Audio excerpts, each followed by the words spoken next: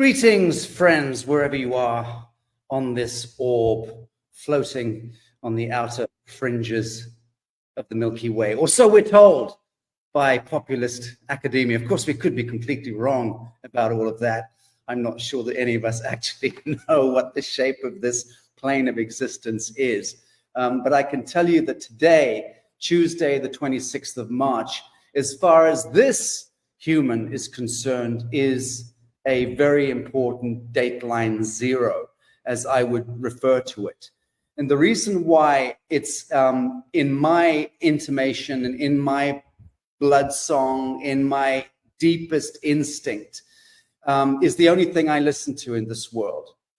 Being a middle-aged man who's been battered a little in life and in love, I arrived at that point where I learned to withdraw my attention from, put it this way, Confucius said it is signs and symbols that govern this world and not rules and laws.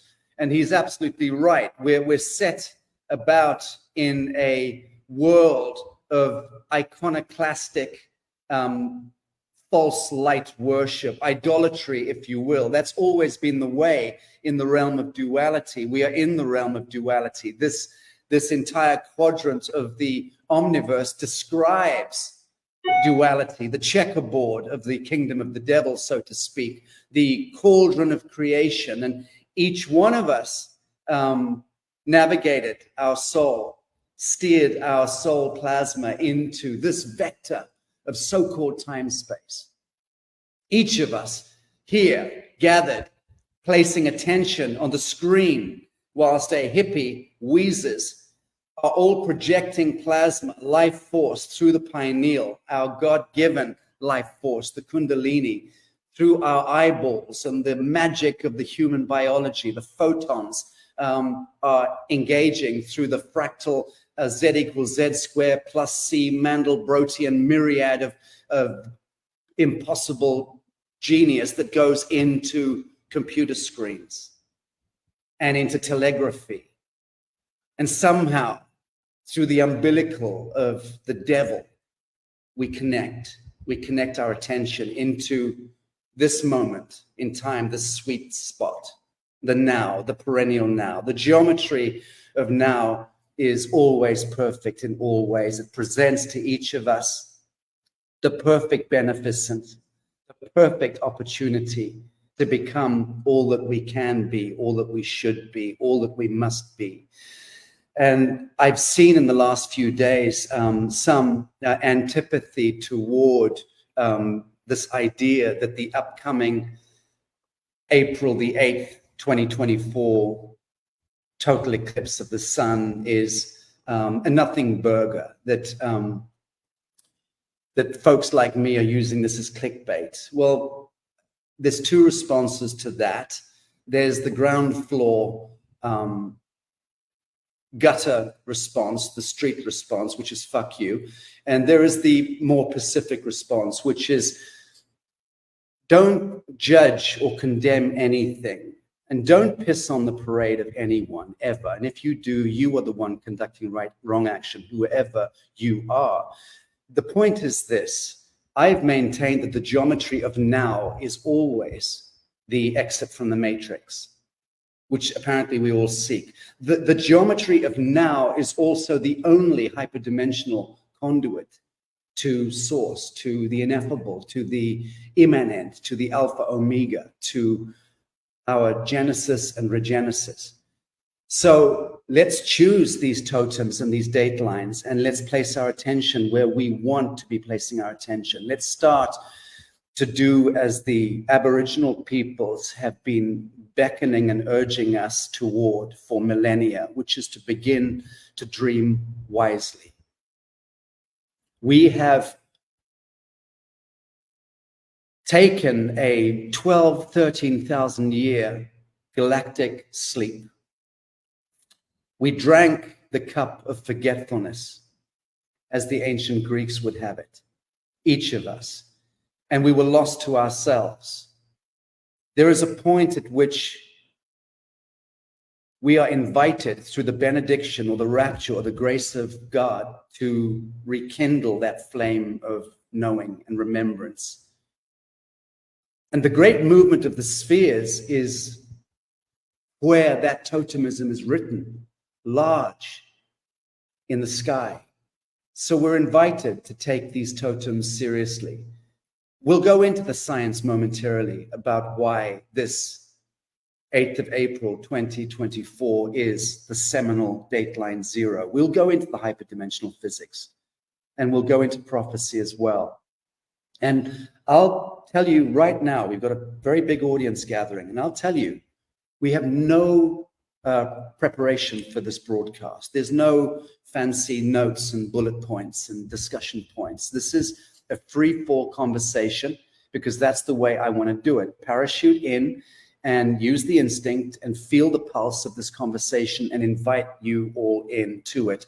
And I'm just blessed, very blessed that I have access to remarkable souls in this world. And I'm very, very happy to be bringing this assembly of indigenous leaders, elders, thought leaders, and visionaries in to this catalyzing event today, which hopefully will help to aggregate a spark that will move toward dateline 0 of the total eclipse of the sun on the 8th of April and the 40 days of atonement and of repentance that must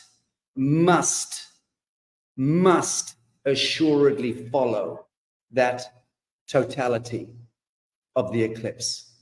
4 minutes, 28.1 seconds, I believe it is, and Dr. Alex Ling who's on the panel will qualify that point. But that is the benediction. That is where the grace of God, the benediction, the resurrection of the eternal mother, the upshift of Gaia consciousness, the resurrection of the angelic template begins, provided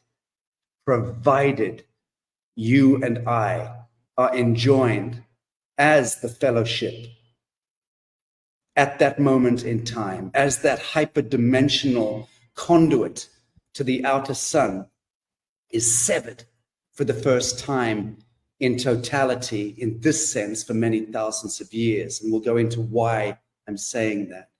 But that hyperdimensional conduit is activated whilst internally we're required to move into the immanent flame, into the central sun, the inner sun. And if we do that, friends, sufficiently, that is where morphogenesis or the morphogenetic upshift is offered to us. It is where we place our attention. Consciousness in action takes over from mere consciousness. The resurrection of the angelic template is assured. The meek inherit the earth. There is going to be a shit show. The NSA, the Pentagon, the CIA, the Vatican basement, the hegemony of the satanic, Sabbatean, Luciferic echelon and invisible masters have prepared their witchery and their bedevilment. You could be sure of that. You could set your atomic clock by that. These events, astronomical and astrological events, are used for mass black swan events or ritual sacrificial events in the basement, where you and I come together as the fellowship of man, which includes woman, incidentally. I'm not going to get into that right now, but where we enjoin the fellowship of man in the truest sense, which is the only currency, incidentally, that has any true value. We are the ones who will determine the outcome. Please bear in mind that in the coming days, the so-called reset is being planned. The collapse of the grid is quite probable. I have that from very significant sources inside the military-industrial complex. I am not fear-mongering. This is not fear porn. This is simply tapping into the collapse of the Babylonian edifice, the fall of the patriarchy, so to speak. And it does herald the resurrection of the eternal mother. And to that end, I'm about to introduce this extraordinary panel that I've assembled with my producer, Christy, and with the help of my beloved friend, Sky. I'm going to bring in first, in honor of the eternal mother, my beloved Jane Evershed, a fellow of the New Earth University and one of the greatest minds and hearts that I know. Jane, 2 minutes, 3 minutes max on your reflections where we stand. I know you're going to be on an aeroplane during the total eclipse of the sun, and I will be holding you in my prayers. Thank you, Sacha. Well, my feeling is that this eclipse represents a clean slate for humanity to move forward with their agenda. I think we lost you. Oh, that's just a picture. Sorry. And this is part of the shift that we're going through. And it also really, really will be encompassing bringing the mother back in, as you say. And I speak for the average person in the street that is not an astronomer or a philosopher or anything like that. And I think it's our opportunity for humanity to take that momentous 4 minutes and 21 seconds and envisage the earth that they would like to see, what they envisage for our future as humanity, because we far outnumber these funny little men with all their little spells trying to create mayhem. Very good. Thank you very much indeed for that. I'm going to pop you momentarily back into the green room. Thank you, darling, for that. Next up, friends, I just want to do a great honor for me, which is to introduce one of the most remarkable men on the surface of this plane of existence. I've had the distinct honor of being in his presence in the course of the last week in Palenque, in Mexico, in the jungles, where he acted as the catalyzing force in bringing to bear the long heralded Eagle and Condor Prophecy. The man who, in that sense, is anchoring the center ground of the coming together of all of the First Nations of the Americas, which cannot be more significant when you consider that cosmogenetically speaking and psycho-civilizationally speaking, the Americas are the center ground of the world. North America in particular, being the center ground for the last couple of centuries of the global social ecology and social economy, means that it is the greatest compression point of genetics, of culture, of economics, of might, of the tapestry and the spectrum of the human being is compressed the most in America. So when the eagle in North America attends to the prophecy,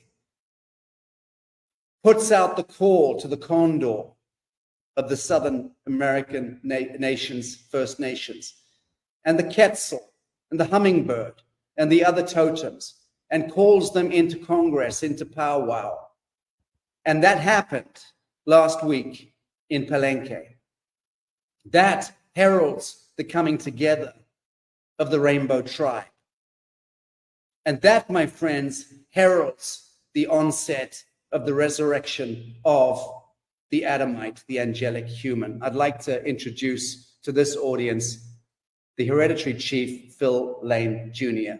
Chief, thank you so much for joining us today. Hey there, brother. Can you hear me? Perfectly well. Well, you know, I'm so pleased that you and Brother Sky and his beloved wife, Dr. Sky and his beloved wife, and all of you joined us there at Palenque. Very important for our human family to understand that prior to the coming of other relatives here from Europe to the Americas, we were around 100 to 108 million indigenous people living here in relative peace and harmony compared to the rest of the world. Our prophecies, which predate Columbus, and this was fully confirmed by gifts sent by the people of Tiwanaku through our good brother from Bolivia, Aymara brother, that verifies everything we're saying about coming to Bolivia in 1971 on March 21st, staying there through almost 2 years to learn the full dimension of this prophecy and then unite it with all the other prophecies. And so what this prophecy promised was after the condor and hummingbird, I mean, condor and eagle came together, after they came together, obviously there's no condors and eagles flying around Central America or the Amazon, which is the largest bioregion in the entire Americas, as we are remapping the entire Americas into bioregions, completely erasing all colonial borders so we can see this beautiful land. It was in its originality. Anyway, so last year through March 17th to the 22nd, we fulfilled that dimension. That is the hummingbird, which represents the Amazon, the Quetzal from Central America, all joined together.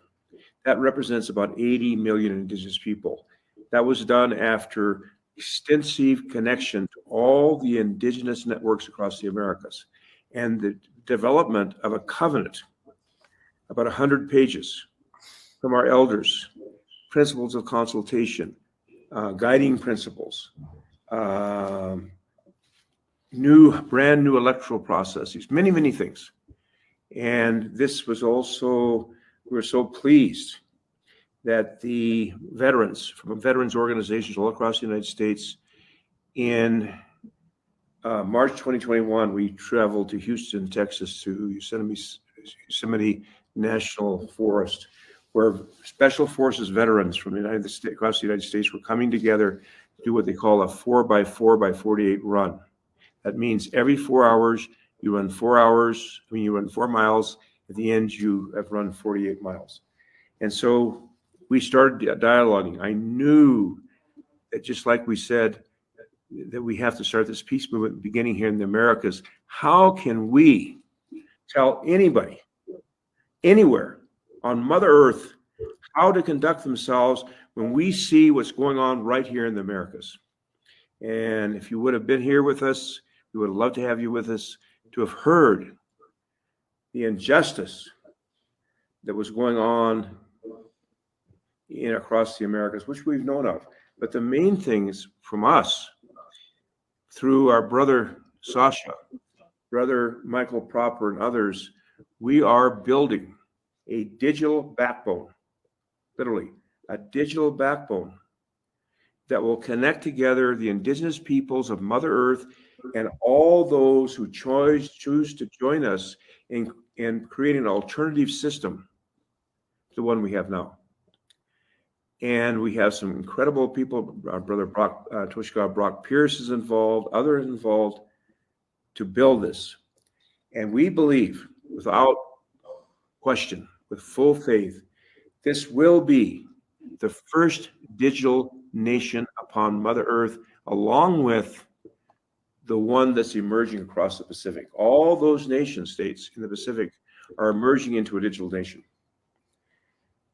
Because collectively, the indigenous people of the Americas, we have the youngest population of all the peoples in the Americas, an average across the Americas of 19 years old.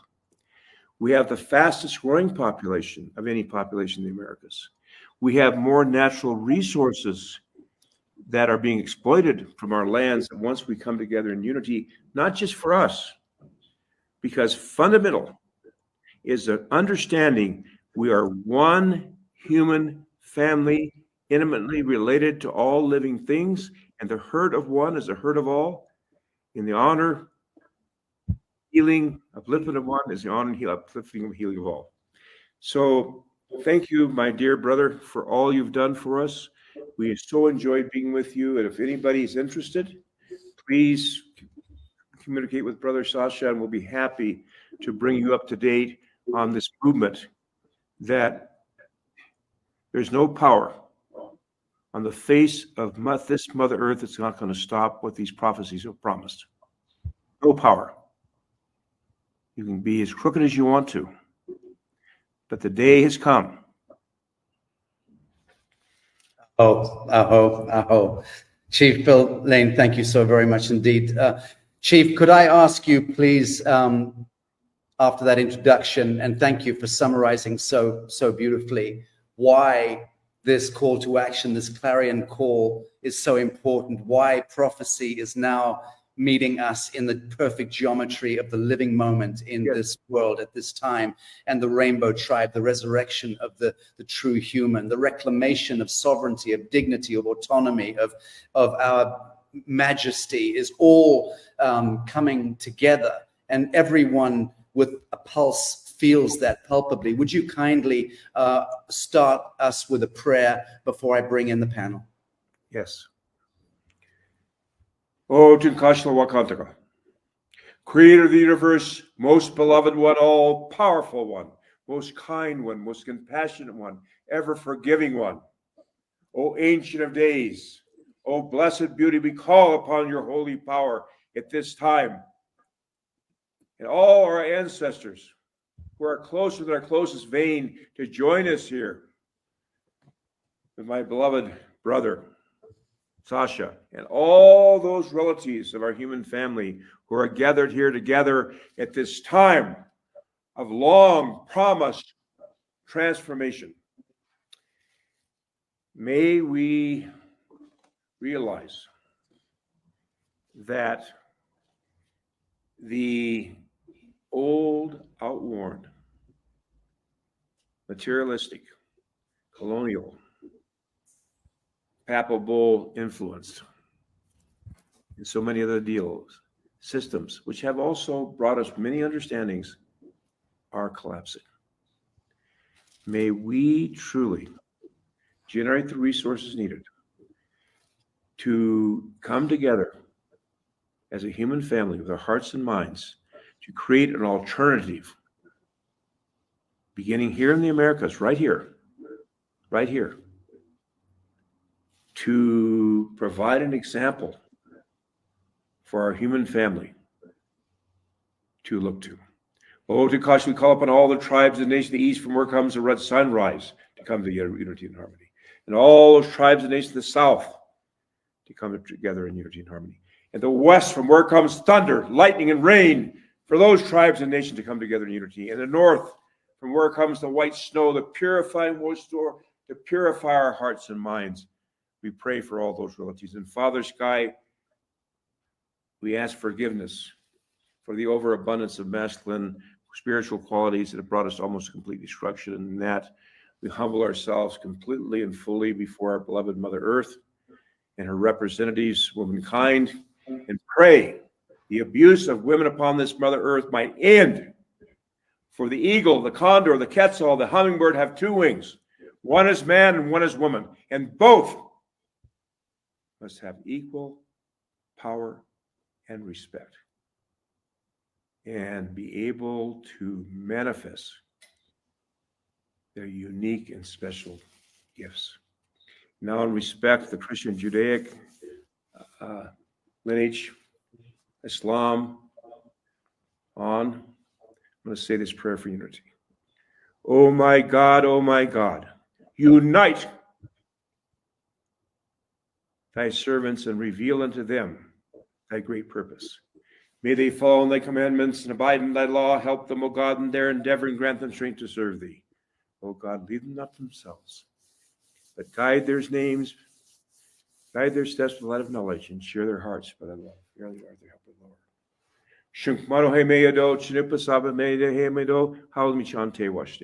Whenever we finish speaking as a Dakota person, we always say, my names are Shunkmanu and Shinupasapa, and I stand fully responsible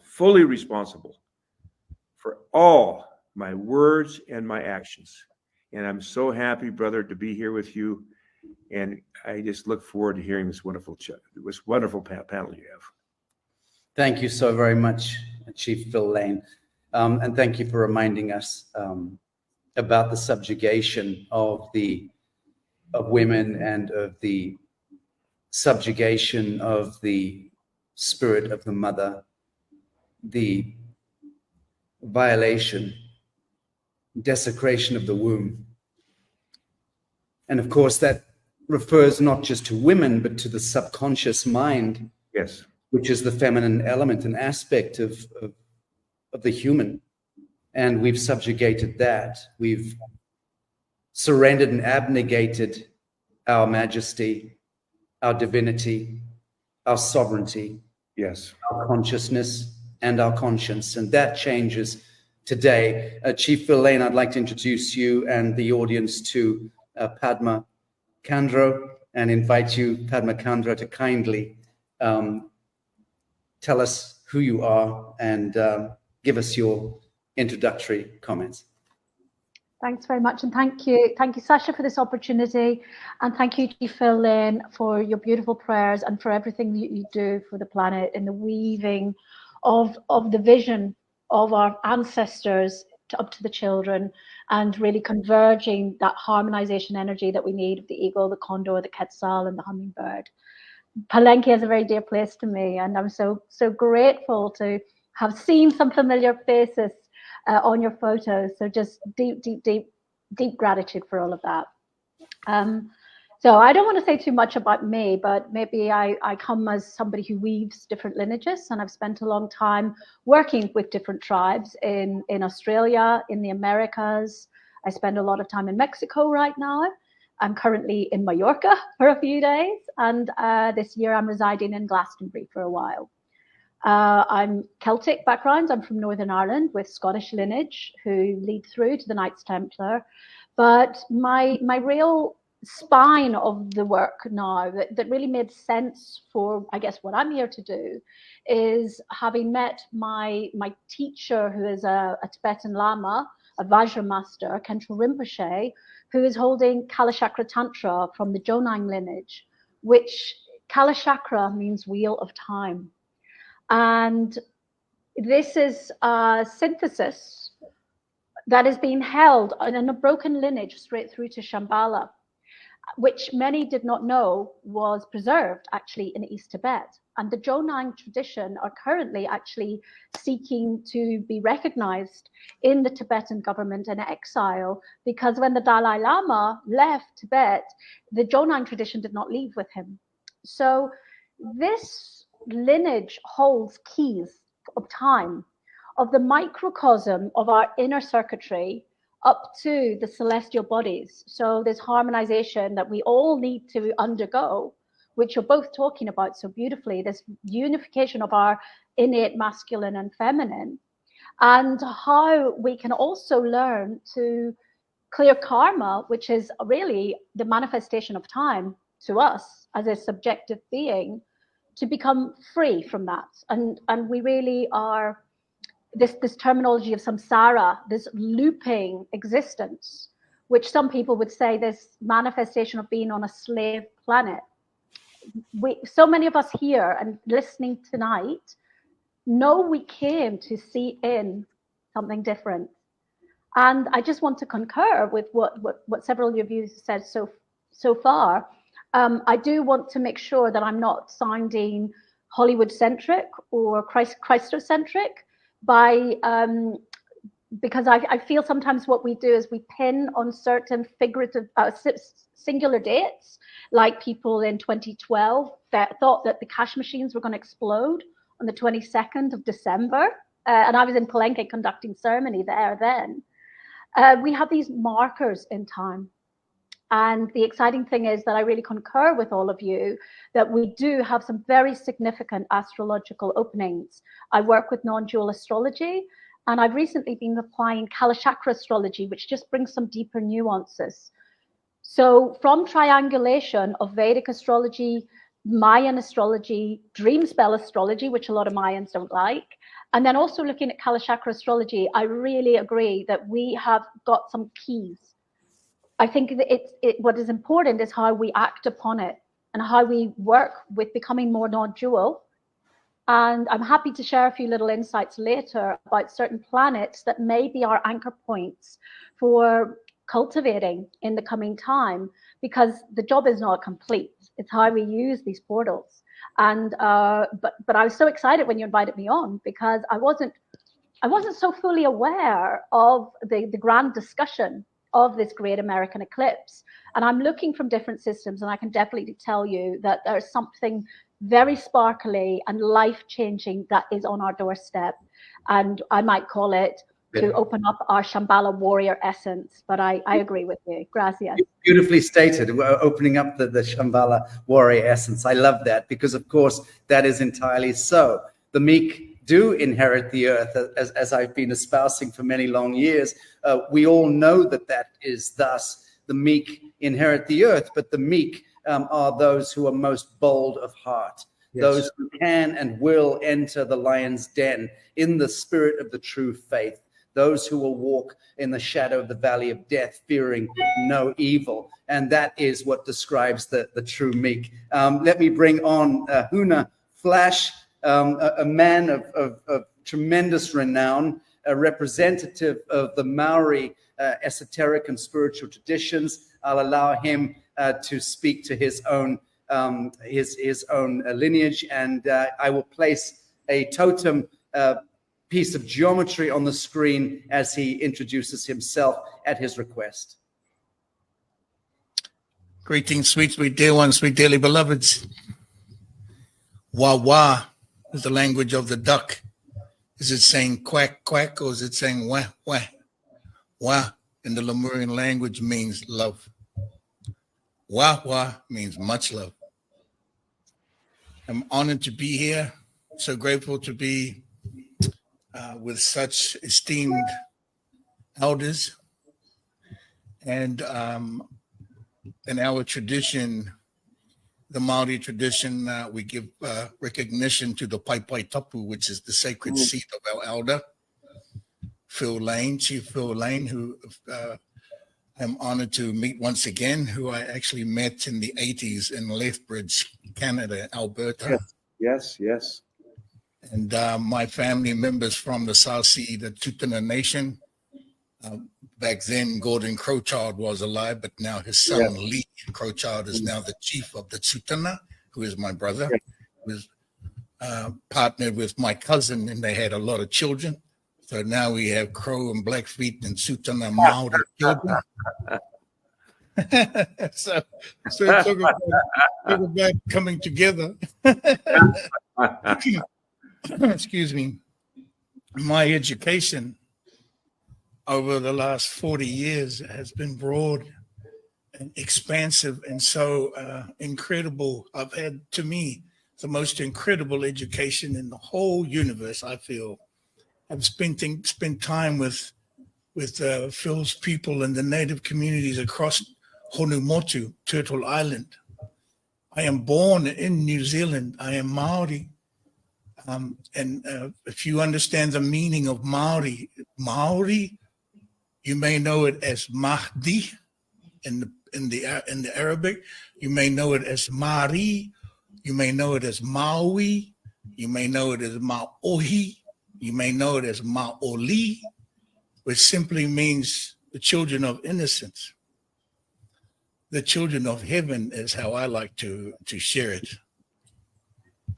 And so, if we are the children, if Maori are the children of heaven, the children of the innocent, then I cannot be the only one. You also must be all Maori, yes? Oh, absolutely. We can go all the way back, all the way to before confusion. Let's go there. Let's go to the place before confusion. And one known location for that was 600 million years ago in first Lemuria, when New Zealand and Hawaii was a mountain. Let's go there. And we are still there in our journey going home. We are still in this place. We can return to before confusion. There is guidance here available today to initiate the remembering, what we refer to as the Wairua Tapu, the sacred, extreme sacred remembering. And in this understanding, we were all star nations of all omniverses and all nations of people as one in the living styles of the existence of the wataka, which means the with nature, the systems of nature, versus a calendar. No such thing really as a calendar if you are willing to go there. And remembering, you will remember. Wataka means to operate within the boundaries of nature, and nature is all about life. Yes, all about life. The creation of life versus the destruction of life, which is in another matrix we have been enslaved by and have forgotten our connection to the Wataka. Well, this is available again, and so I see this, and I share what I can here, and speak to this moment of the eclipse from a variety of perspectives and a variety of actions that myself and my organization of the House of Huna have been, let's say, in action to for these past number of years, certainly the recently getting in the modern times. I was born in New Zealand of the Maori people. My tribe is Ngati Ranginui, which means of the great heavens, and Ngati Kahununu, which also means the fish that got away. And so there's some humor, and there's some humor in our connections through these indigenous connections. And so from this lineage in my family line, in the navigator's lineage is where I stem from. Okay, and I was born in Tauranga, which is known as the Bay of Plenty in the North Island of New Zealand. I grew up on a mountain there, similar to the one in First Lemuria, which holds the same name, Mo'au, the mountain of the world. I come from the mountain of the world. And for more information is going to be shared. But it's very interesting as we come together this way to bridge the languaging and the technologies of ancient. Everything is ancient new. None of this is brand new, except for the return to the moment before confusion. Some of that can feel brand new as you remember again, yes? As you remember again, some of it can feel brand new. But it's what we have always been, if we can only remember. I myself, my organization, the work that we do is to activate the Lemurian stargates. We have the full map system of the 48 stargates on what is known as the Motu grid. We're sharing a geometry there that Brother Sacha was able to show you. On that geometry that we're sharing is the latest geometry that will be this geometry here, as you see, enters Honumotu. Honumotu means Turtle Island in the Lemurian language, also Hawaiian, also Polynesian, also Maori, because that's what we are. We are in that side of the lineage. And it shows you entering the eclipse with this geometry. This geometry is based upon the 12 around 128 days per month, Maita, and the 13th month of Maita, the geometries to build, the birth signs to build this geometry. We'll share more about these things. Is this the pattern in the light, the energy in the light? And so as I just am being wishy-washy here with a bunch of stuff, I'm just going to conclude this little introduction here by just saying this. Have we lost Huna? Are you still there, Chief Phil? Yes, absolutely. Fine. I would just. Oh, he's come back. Here. You drop. Huna, round off your introductory comments. I want to bring the rest of the panel in. Thank you. Yep. So I would just like to end with, in the name of the vibration, in the name of the frequency, and in the name of the energy, we remember you. In the name of the land and the water and the sky, we remember you. In the name of all mothers, all fathers, and all children, we remember you. Tihei, Mauri o Ra, grateful for the breath of life. Beautiful. Thank you. Thank you very much indeed. I would like to bring in a very beloved brother, Hacco, Guama, Perico. We call him Hector. He was very much involved with the coming together, the Eagle and Condor Congress, and is a wisdom keeper in the Mexican tradition. Please introduce, forgive me. There we go. You just dropped out the green room momentarily. Hacco, nice to see you, brother. Thank you for joining us. Nice to see you, everybody. Nice to see you, brothers. Chief Lane, nice to see you again. Nice to see you again. Blessings to your souls and your spirits. Blessings to your paths and your ways. I feel honorable to be together with people who are in the same path. People we're fighting for the same situations of spirituality. I bless everybody from our tribes of Mexico.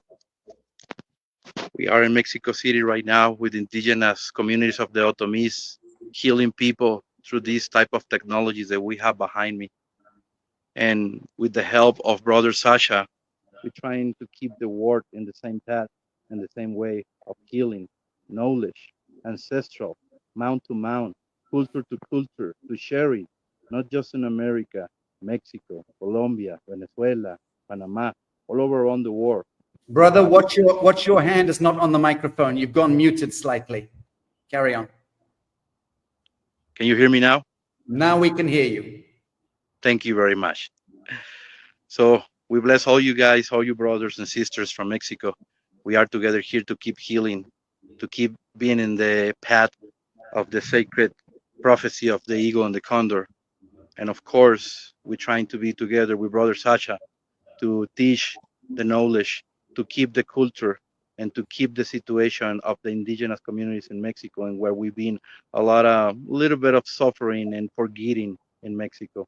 Thanks to Chief Lane Jr. to unify all the indigenous communities in Mexico with the prophecy of the condor, the eagle, the quetzal, the hummingbird, in where all the indigenous communities, we got the same rights to be listening and to be in the entrepreneur situations in where we can help different situations, started from the climatology situations and the traditional medicines in our lands.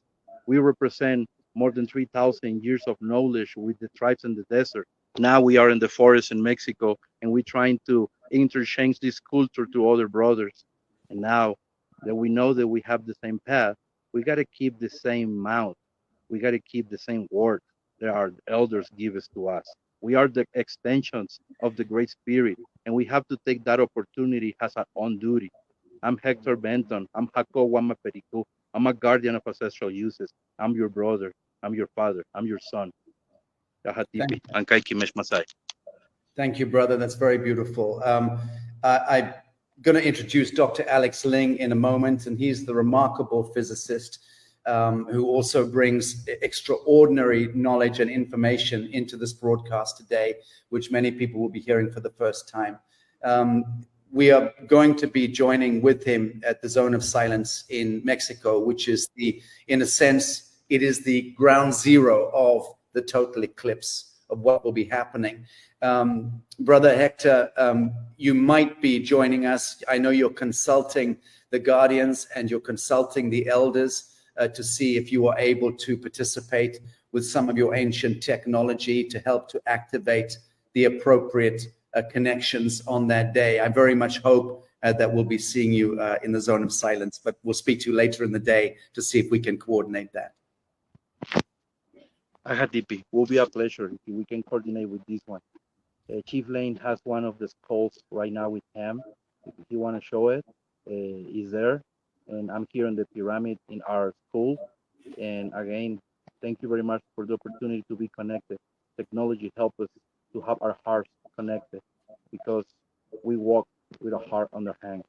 And walking with a heart on the hand is walking barefoot. Very good.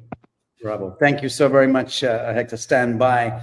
Okie doke. I want to bring in briefly, I want to quickly bring in Michael Kraus, Director of Social Media for Unify, one of the most conscious networks on the planet.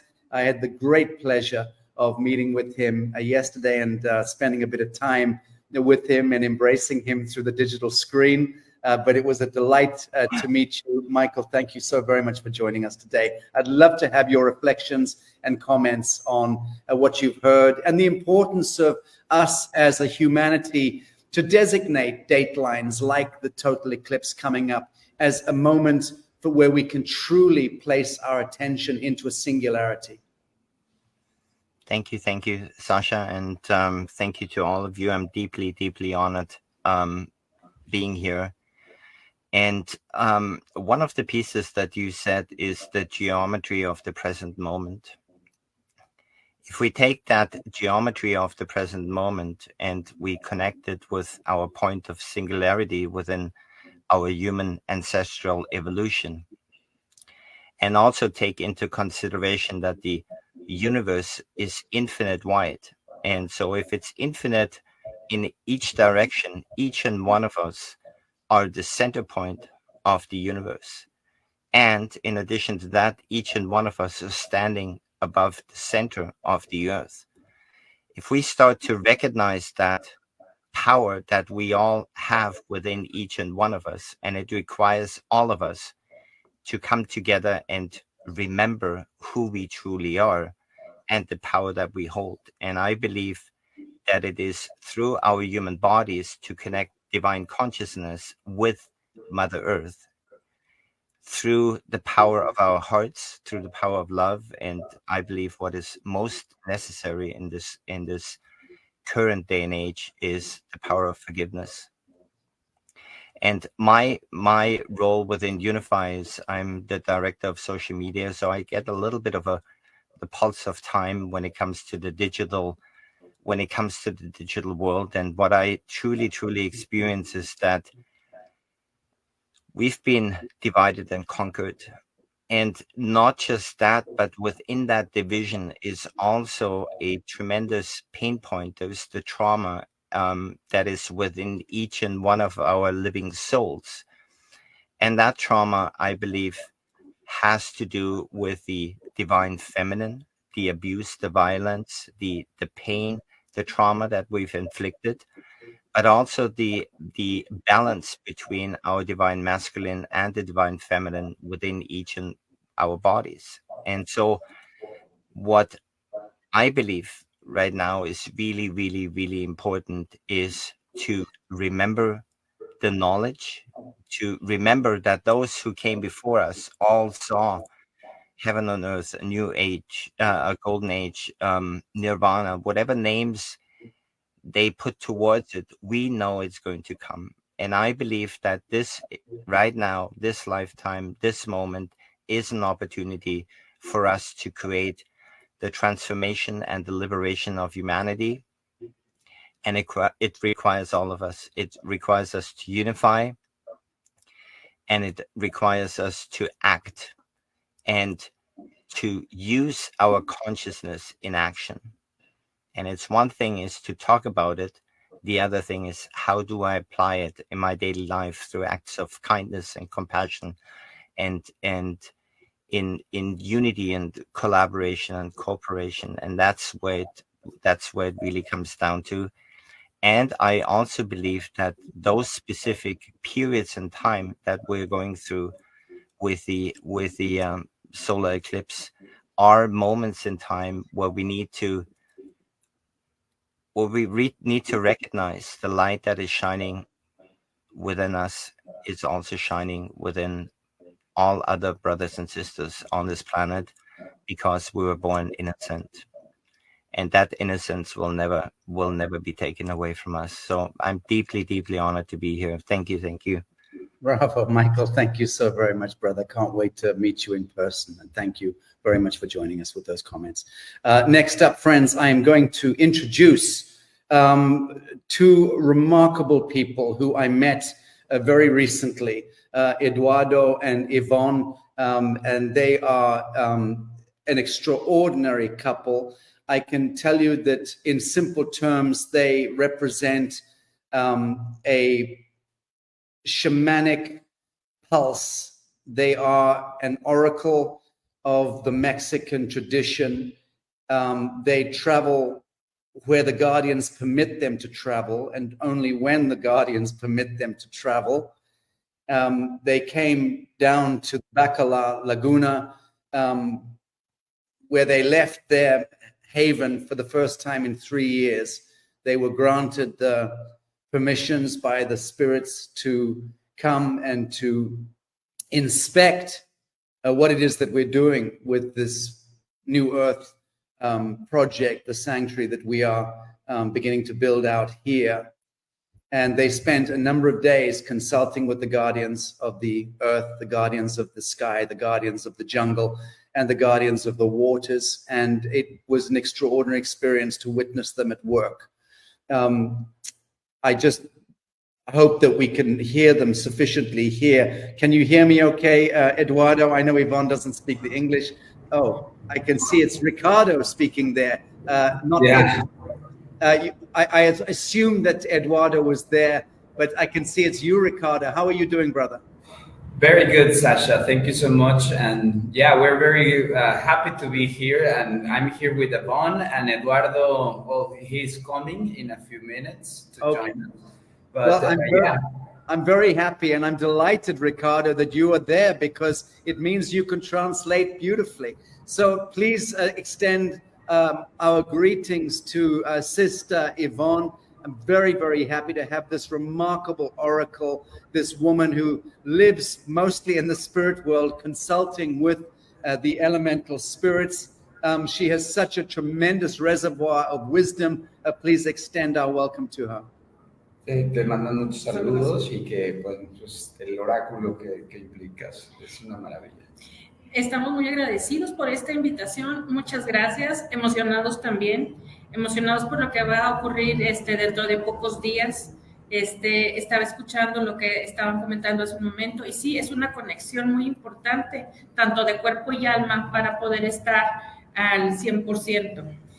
She's very excited to be joining you guys, and also very excited about the event on the 8th of April. She knows that everything and the connection between body, soul, and mind, everything will expand. And as you said it, Sacha, Yvonne canalized a lot of entities and great spirits, and they told her, we were talking when we were coming here, that they are very, very, they need to be there. As you tell the audience, they haven't traveled since the pandemic, and the first travel was in Bacalara, and then this new other travel, because they love the journey that you have with all these communities, Sacha. So she's very grateful, Eduardo is very grateful, and all of us are very grateful with you. Thank you very much indeed. And I can't wait to introduce you to Brother Hector.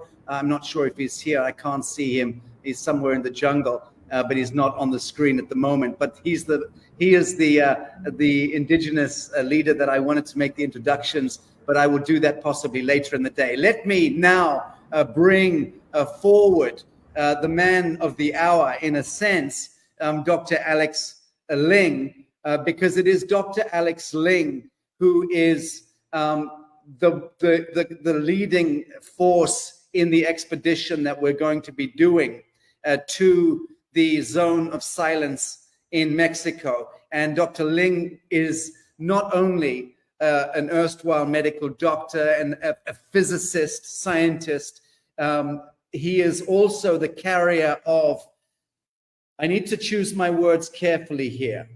He is the carrier of arcane wisdom and a capacity to see through the veil, largely because of his blood song and his lineage. He is the son of the erstwhile Grand Master of the most powerful Freemasonic lodge in Germany.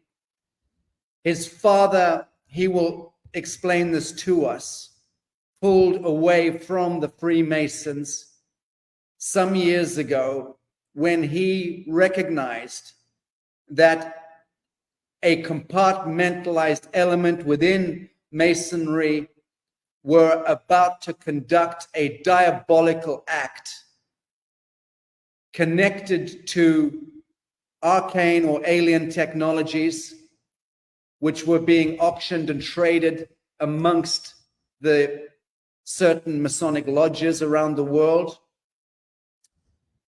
If you wondered, friends, what happens when archaeologists find a stargate or a time gate or a jump gate or a portal or alien technology or some arcane out of place artifact that nobody can understand because it's a technology and it predates the dinosaurs. That stuff is happening all the time for hundreds of years. It's been going on. What happens when people make those discoveries? They phone the local policeman or bring in the local sheriff or call the local military or air force. And all of a sudden, the black helicopters and the military come in, Delta Force come in, and they lock down the discovery. Everyone is strictly bound by national security protocols, and that's the last we ever hear of it. The same thing with UFOs and alien first contact that's been going on for many years. So the sequestration of technologies happens, and then the police, the military pass them up the ranks, and there is a funnel system that leads those technologies right back to the Sabbatean invisible masters, largely connected to the Freemasonry encampments. And so you see that's what goes on. And then those Masonic lodges auction amongst themselves the technologies. It's a well-kept secret, and they use those technologies and artifacts to conduct their own works. A lot of it is the black arts connected to conducting black magic. Super Hadron Collider in CERN in Switzerland is a classic example of what we're talking about here. So that's just to give you a bit of backstory to Dr. Alex Ling's father, the erstwhile Grand Master of the most powerful lodge in Germany. He discovered that the Freemasons were about to conduct egregious, highly destructive actions, and he stymied what was going on. He withdrew from Masonry. He was, by best accounts, murdered. I might be corrected by Dr. Alex Ling in that. Dr. Alex Ling, by the grace of the living God, is alive and well with his family, and he joins us now from Europe, and I'll be embracing him within a matter of days in the desert in Mexico. Dr. Alex Ling, thank you so much for joining us. Thank you very much for having me today, and what an incredible panel. Absolutely amazing. I'm blown away. Yes. So, yes, thank you for the introduction, and you're completely right. There is so much that people should know about all these ongoings, which is happening for thousands of years. And my kind of mission really was to bring this all to an end by speaking the truth and informing people what is happening. And in my work also, what is very important is that we're moving forward, of course, into a world which is free from these controllers, and because it is time to liberate now. And that's what the eclipse is all about. So it's about unity, reclaiming our power, our place in the universe, and the connection to this beautiful planet.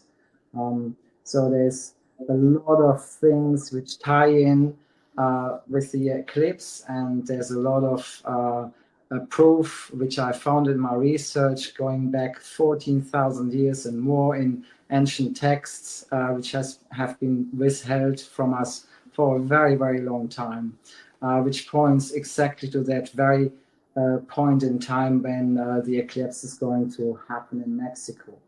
And that's why the point, the place, the zone of silence is so incredibly important.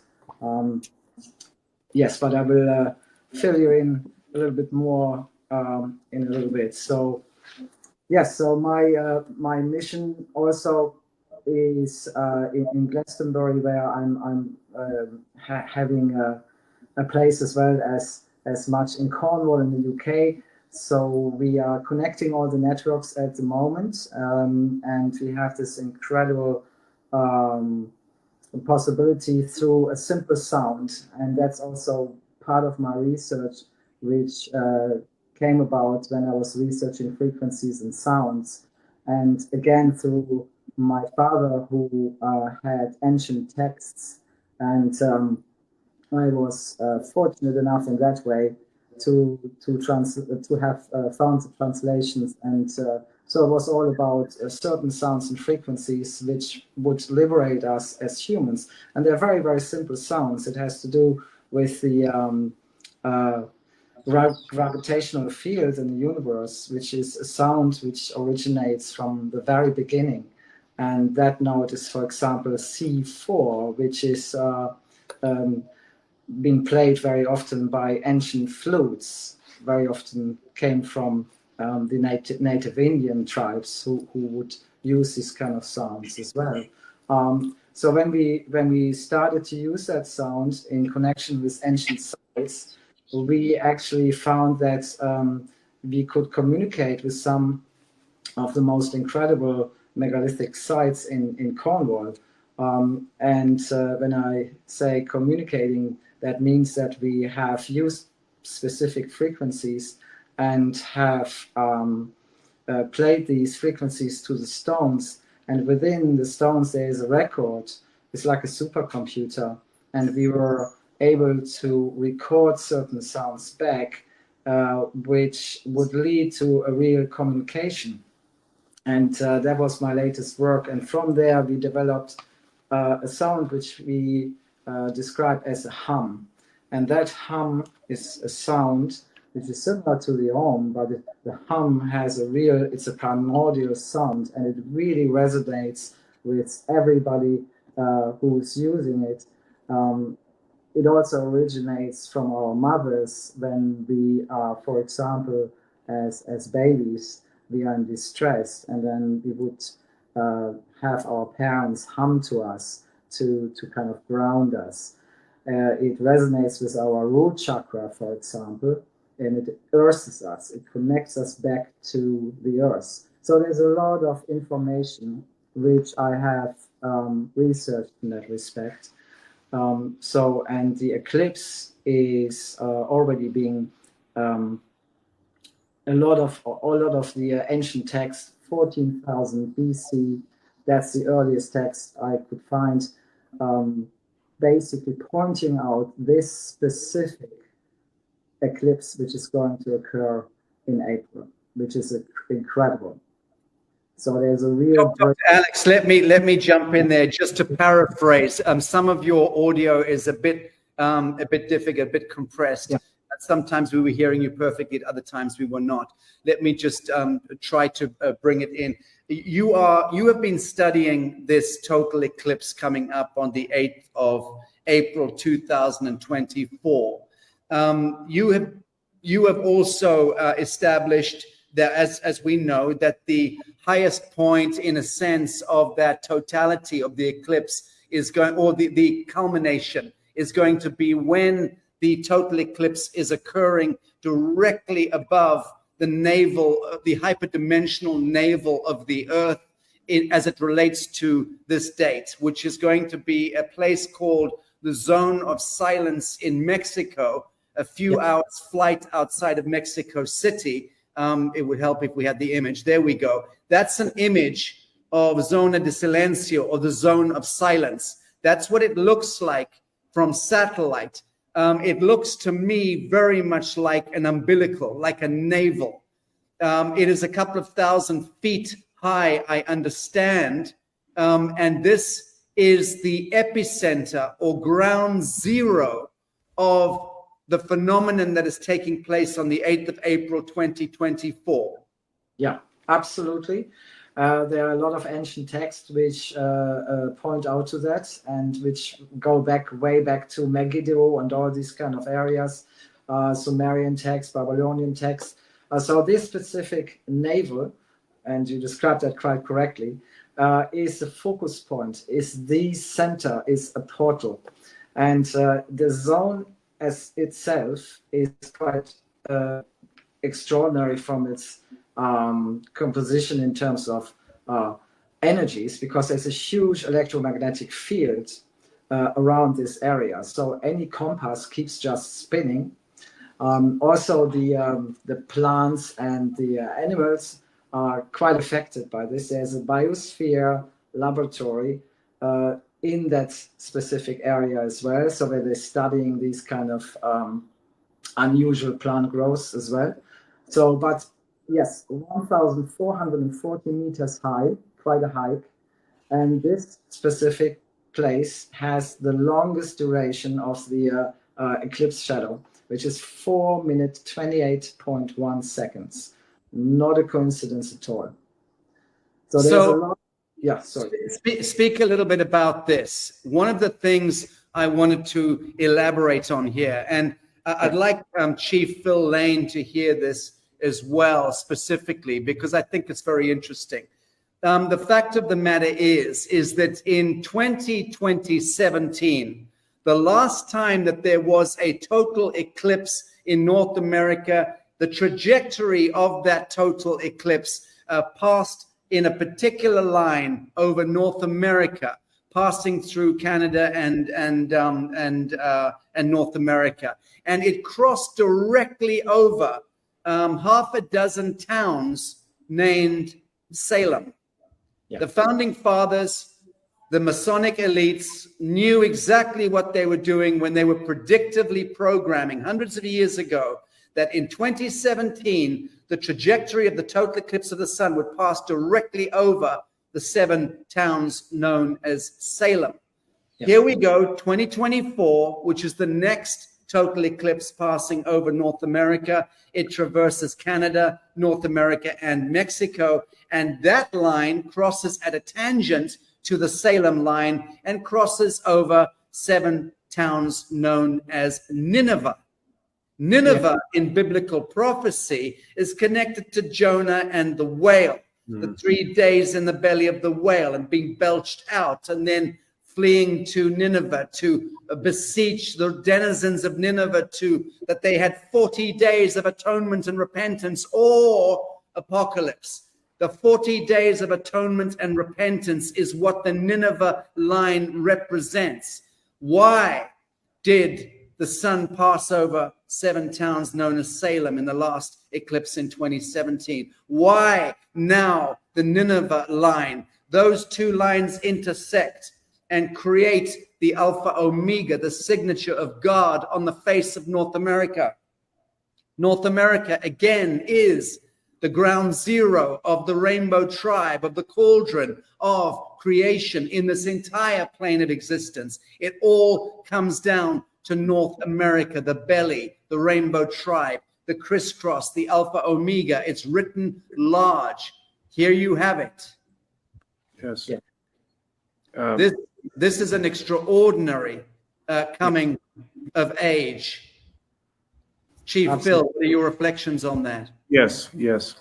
You know, I'm not at all surprised that the primary focus place of this great astronomic event is in Mexico. Mexico has a great destiny that's just beginning to be realized. And it was in Mexico, right exactly 52 years, as it is in the Mayan calendar and many of our other calendars, 52 years from the fulfillment of the prophecy of the Condor and Eagle till its fulfillment in uniting all the indigenous people of the Americas across the Condor. Condor, hummingbird, quetzal, eagle in Palenque. And then the other part that had to happen was a fulfillment of the prophecy of the 8th fire, which William Amanda passed on to me, Eddie Bell Rose, Eddie Benton, they're all gone on the other side camp, which essentially said that we're talking about the 7th fire where we come together. And the 8th fire is when we made a determination together as a human family that we were going to heal, that we were going to create this new global civilization. And that happened in Hidalgo, Mexico, on October 28th and 29th. So Mexico, with 25 million indigenous people, plus most of the population have indigenous roots. Plus, if you think about really the understanding that all of us are indigenous people of Mother Earth, all of us, and especially those in the call here that are really tuning in. So this every time there is a cosmic event like this, it is like a bookmark, or it is a symbolic representation of some things that are going to happen, major changes. So as we come into this time, almost on this part of the hemisphere, it's the spring, this is going to see another acceleration in the incredible transformation process we're going to witness over these next few years. I mean, there is just no way, shape, or form for what I've been seeing, even at Palenque and the miraculous things that happened there, and all the things I'm seeing. Boy, put your seatbelts on. Put your seatbelts on, and just know how important it is for us to be able to be prepared. And the last thing I want to share here with your brother, Sacha, I think it's very important, and that is we're making a big shift in our indigenous communities. We're realizing the last 500 years were not punishment. We're realizing the last 500 years was preparation, was preparing us for what we have to do at this point in history. And without all the other gifts the human family is contributing, cellular technology, all these things that we're communicating with today. In fact, my clothes. if I was to go strictly on this thing about cultural appropriation, I'd have to get rid of everything. All my clothes, everything would be, my headdress would still be there. All those beads probably now coming from someplace in Eastern Europe. So what I'm saying is that it's time, Mitaki Epi, to truly embrace ourselves as each of us conceived as sovereignty, ancient, imperishable, and everlasting. We are the ones we've been waiting for. We are at the cutting edge of the arrow. Now, that's hard sometimes to accept, but every single person on this call and those who can't be with us today and so many others are at the very heart and point of the sacred arrow of love and transformation and compassion and kindness and respect and justice that is transforming humanity. And we're right there. Thank you. Leadership, all of us. Beautiful. Thank you. Sacha, may I share something? Yes, I was just about to bring you in. My psionic intelligence is highly active today, and I know exactly that your hand was in the air. There we go, Huna Flash. The geometry that we shared with you represents the teardrop of a dragon. Nineveh in the Lemurian language translates to love from the tears of a dragon, oceans of water from the tears of a dragon. Talk about transformation, yes? It's quite a dragon ride that everyone has been on, but certainly this moment that we're coming into with the eclipse. So my translation from the Lemurian language is love, which is va, which is wa. Ni means the tear, a compassionate tear, which is the tear of a dragon. Two knees means many tears. So love from the tears of the dragon. And I just would like to share that for the moment. Thank you. That's very, very touching. I've just written that down, and that shall be part of my preponderance. Thank you, brother. I absolutely love that. Love from the tears. Love that. And I love what Chief Phil just exhorted, which is that the last 500 years has not been punishment, but preparation and preparedness. I think that's incredibly profound. And to those humans, angelic humans, meek of heart, sufficiently meek of heart, to hear great resounding truths like this should touch you as deeply as it touches me. So the last 500 years were not punishment, not but preparation and preparedness for this great shift of ages, this great coming. There is no victim. There was no victim ever of anything ever. Each one of us steered our souls in these incarnations in a perfectly anointed and perfectly appointed time, so to speak. And that is the greatest wisdom issues from that knowing. Love from the tears of the dragon, which in a sense to me invites us to turn inward and to face that dragon, to face the shade, the shadow, the unresolved, the checkerboard of the kingdom of the devil, which plays out in each of our lives, in the geometry of the atoms and the cells in our bodies, those of us who are ill, sick, with cancers, with metastasizing cells, with diabetes, with endemic migraines, with glaucoma, with asthma, whatever the condition is, it's all systemic and it's all connected again to that.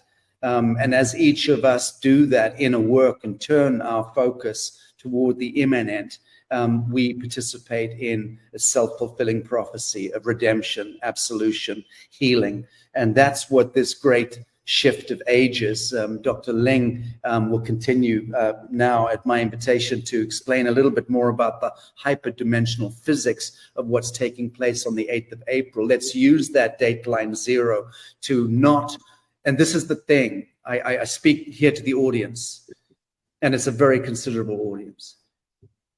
On that day, please, by the grace of the living God, do not make the mistake or the folly of placing your attention outwardly to this eclipse event, this other Babylonian nonsensical party notion that we should all get very excited and or fearful. It is neither a matter for excitement, nor is it a matter for fear. Looking outwardly into the dielectric universe and placing importance and attention on the totems, the symbols, the signs out there is not the highest truth. When we are putting on those glasses and looking up at the corona and having parties and, God forbid, with alcohol and microdosing, whatever we're microdosing, this is not where we ought to be placing attention on this fateful moment. The 4 minutes, 28.1 seconds of the totality of that eclipse where we will be and elsewhere in the Americas, I urge friends, fellows of the human family, use that sacred moment when the sun is cut off, totemistically, hyperdimensionally, and in physicality. It is cutting an umbilical to the outer sun because we are being invited in that sacred moment, that sacrament, which comes once every few thousand years. We're being invited in that sacrament to be able to turn our attention to the inner sun, to the central sun, because the resurrection of the eternal mother, the awakening of Gaia, the divine feminine, however you want to look at this and speak to it, the awakening of the immanent flame, the resurrection of the human angelic template, the coming of the kingdom of heaven on earth, the anchoring of patterns of perfection into this mortal realm. All of that comes into the alchemy of where you and I, at the collective level, place our attention during this holy of holy sacraments. I hope I've expressed the importance of us placing collective ideation, plasma, photonic intelligence into the immanent, the internal flame, and not the Babylonian external one. This is our opportunity to receive the benediction of revelation and to touch with the atom seed in the womb of the eternal mother and thereby invoke and bid her into resurrection, the thing we've all been screaming about, for fuck's sake. All of us, millions of us, we want our sovereignty. We want reclamation of our health and our sovereignty and our autonomy and our indigenous rights and our human rights and our natural born rights. This is what it's all about.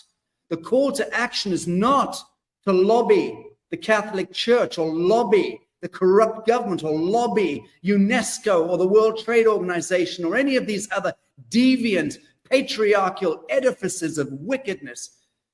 The call to action is you and me in a perfect moment.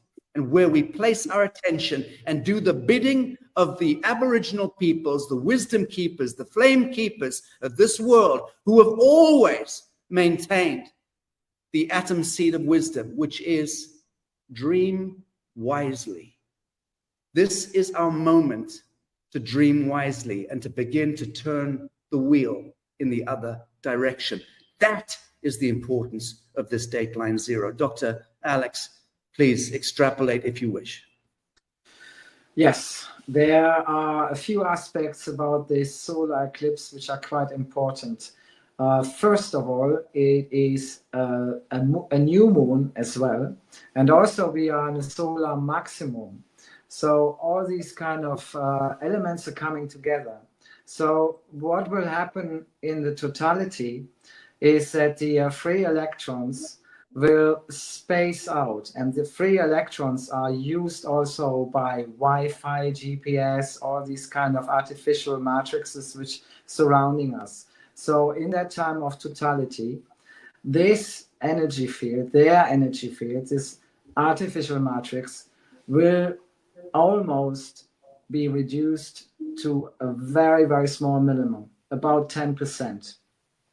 Now, within this time, we will have the extraordinary possibility to go through a window by connecting to all of humanity, or we all can connect in this moment and go as a nation, as a humanity, to reconnect with the grid of the earth.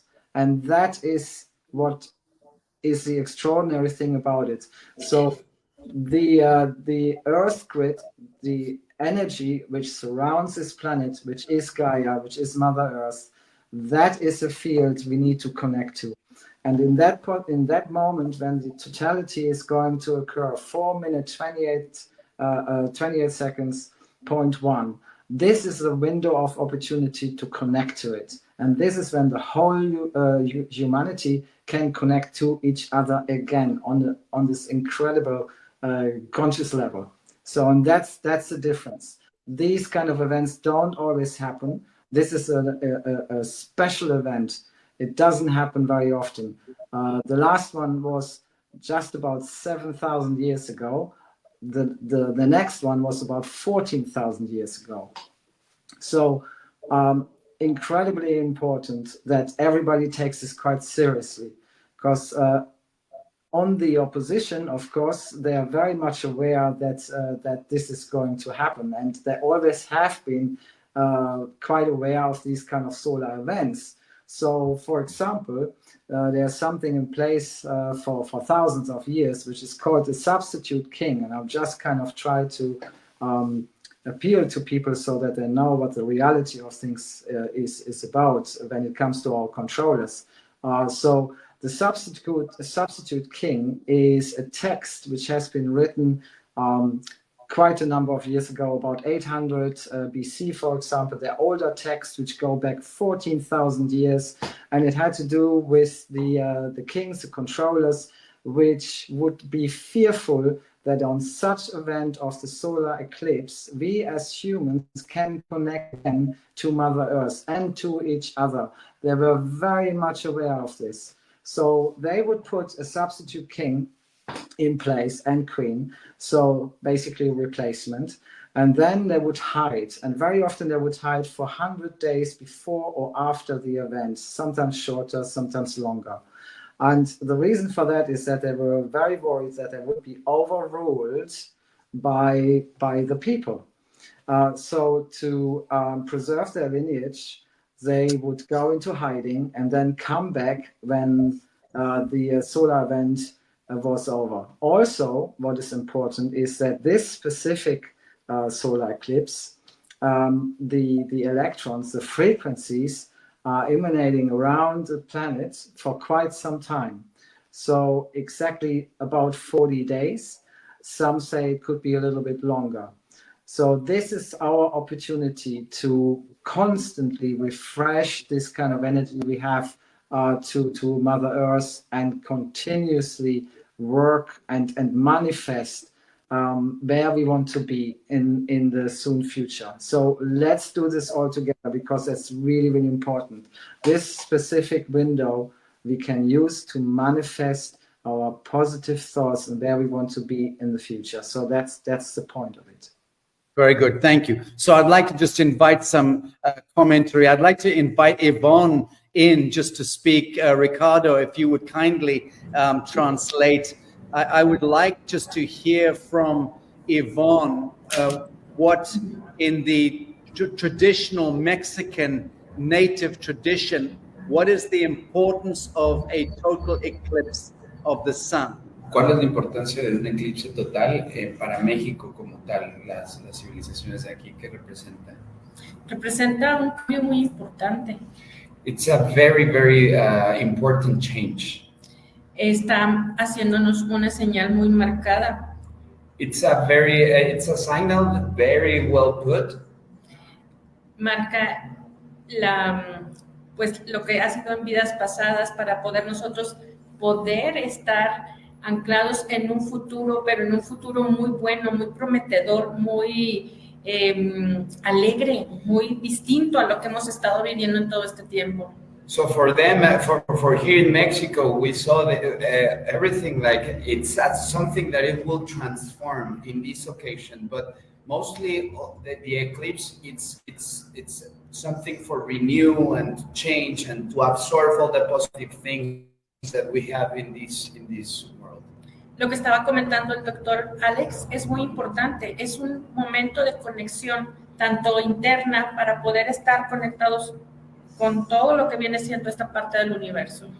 The thing that Dr. Alex was saying is very important, and Yvonne, it's totally on coincidence with him, because it's something that it's in deep inside us, that the most important thing is the connection that we're going to create between this point to the future. Have I lost you? A lo you? mejor no sé, o sea, o la importancia. Hola, hola. Yeah. Can you hear? Estamos escuchando. Can you hear us? Yes, carry on. Hello, ¿Se hello. cortó?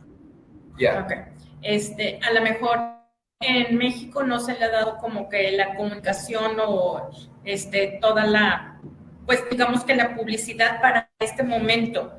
Yvonne, it's worried because in Mexico they are not putting the importance on this event. So in Mexico people are like, that it's nothing happening. It's something like common, but it's not. And she's kind of worried about that we are not like aligned on this amazing situation that we're going to live. So social media is blocking that thing.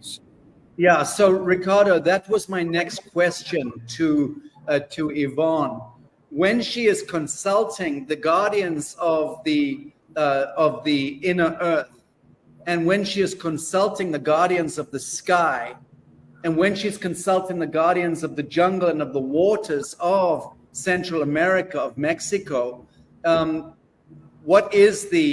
she elaborate on why this total eclipse is coming up as being of profound importance? We know already that it's connected to Hopi prophecy, to the 10th prophecy, which is underway right now. We know it's connected to the Eagle and Condor flying together, and the resurrection of the rainbow, coming together, the rainbow tribe, the biblical prophecy of the Salem lines and the Nineveh lines conjuncting. So we know that all ancient prophecies, and as my beloved brother Huna Flash mentioned, there are many, many different prophetic lineages that all speak to this event horizon that is happening this year into next year. What is the feedback that Yvonne is receiving from the elemental world, from the spirit world of the elements? Yvonne, ¿qué es lo que tú estás recibiendo en este momento de los elementos del agua, de la tierra, de la selva, de Gaia, en relación a todos estos eventos que, digo, ya sabemos que es una profecía, pero tú en lo personal, ¿qué te están diciendo los espíritus?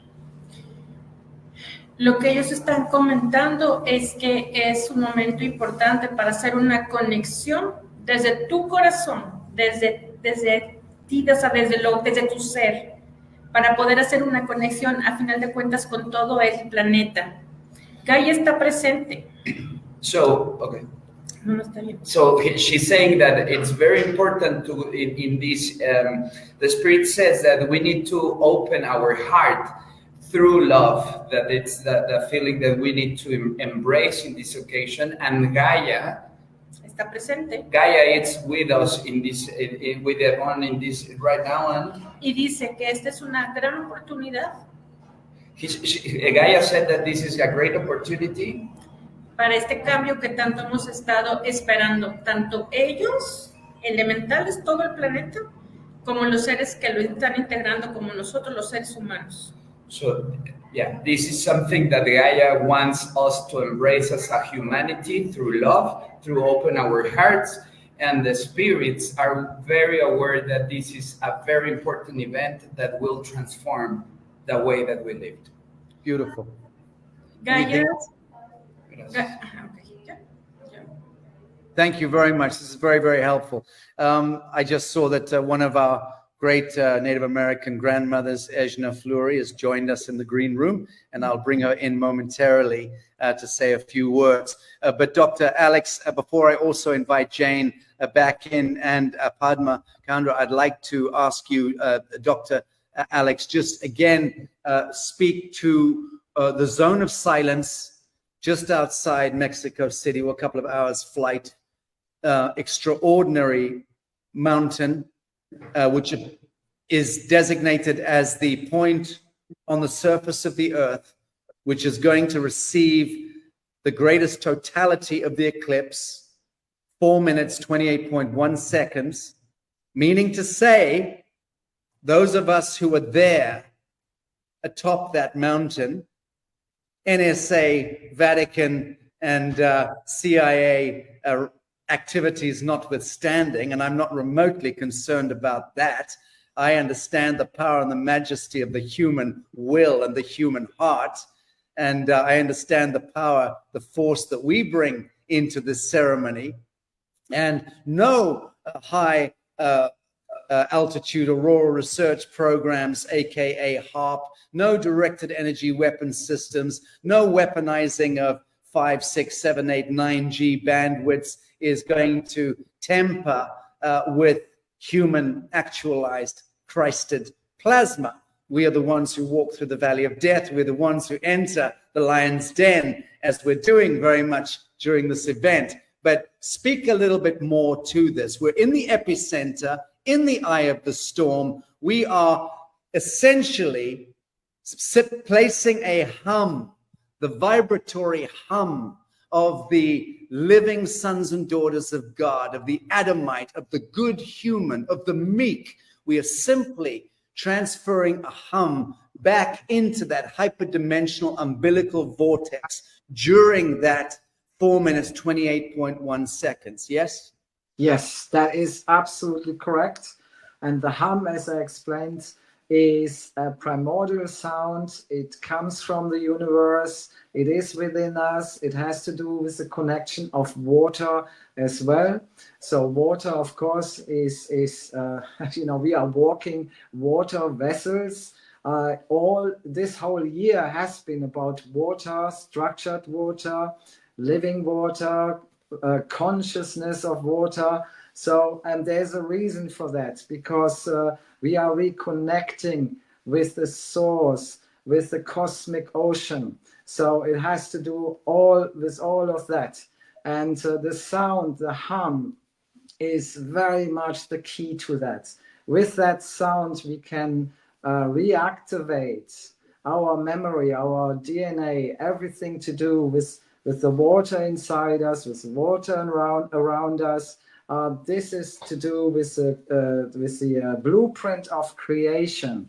And that's what they try to avoid, is that we have that link, that knowledge, and that kind of access to our abilities to be the humans and the amazing beings we're supposed to be. They have been suffocating us for thousands of years, enslaving us. And this is about liberation. And this is why this is so important. So yes, it's going to be a monumental event. So Dr. Ling, I have to ask you this question. I know the answer to it, but I have to ask it to you. Ling is not a name that you would associate with a white skin. Can you just please, if it doesn't offend you, speak a bit about your beloved father, your late father, and if you're okay to expand a little bit on that. You are taking forward arcane mysterium cult understanding and logic and science and craft. You're helping decode things for humanity's emancipation now. But you come from a lineage of high-ranking Freemasonry and the name Ling and your German roots. This is very, very complex and confounding to some. Please speak to it. Yes, so my father actually, he was German, but his heritage was also Chinese. So that is a bit confusing for most people, but there are links to Chiang Kai-shek, and he was fighting against Mao Zedong. So mostly known for these kind of political activities. But yes, it's a dragon line, deeply, deeply rooted in China, a very powerful family, associated with the Bank of China as well. And so it got basically all, the lineage got kind of weakened when they got into trouble because they were fighting Mao Zedong. So then they had to flee to Hong Kong, and from there they would go to other countries, including America, Germany, and hence the connection to Germany and to my family and to my father. So also my mother, she actually came from Orpha. Now that's a different story altogether. So she has a heritage of the Sumerian people, if you like. So there is deep-rooted bloodlines which go back thousands of years ago. And yes, my father was a Freemason. Not only, he was also the Grand Master of Ordo Templi Orientis, Fraternitas Saturni. So he was very, very active. In the end, I didn't know much about him when I was younger, so it all came out later when I did my own research. But he has done at least the honorable thing and did withheld quite a few of the most important artifacts which shouldn't have been handed over, and he didn't. So due to that, he was very much also in connection with Siemens AG, who is partially responsible for the creation of the Large Hadron Collider.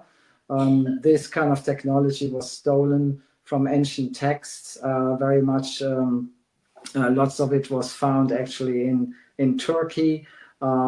It's just, as you already described, it had to do with a whole network which was connected to the Freemasons, who didn't wanted humanity to know what our origin is, what kind of powers we have, our senses we used to use. So it has all to do with this kind of, it all comes back to enslavement and keeping us in the dark, basically. But on the other side, they have used this kind of technology against us, and to create, of course, this enormous artificial matrix which they have created to keep us in check. And so many people believe that it's for our benefit, and falling into the trap, of course, to be dependent on this kind of technology which we have, and we are to a certain degree. But there are other ways, and we can free ourselves at least from the harmful radiation and frequencies which are really not beneficial to our physical health, and surely not our mental health. Very good. My sister Jane Evershed here is going to be on an aeroplane during the total eclipse that we're going to be witnessing together on that mountaintop Please tell me she's going to be okay. You are a physicist. Do you know, that's something which many people ask me actually, and they said, am I going to be okay traveling because, you know, of the solar activity as well, and it could shut down, you know, some of the GPS systems and stuff. I think mainly we shouldn't fall into the trap and go into doom and gloom, because I do truly believe that we're all going to be safe. I don't think it's going to be a scenario where we are facing monumental floods and earthquakes and all this. At least not to such extent around that date.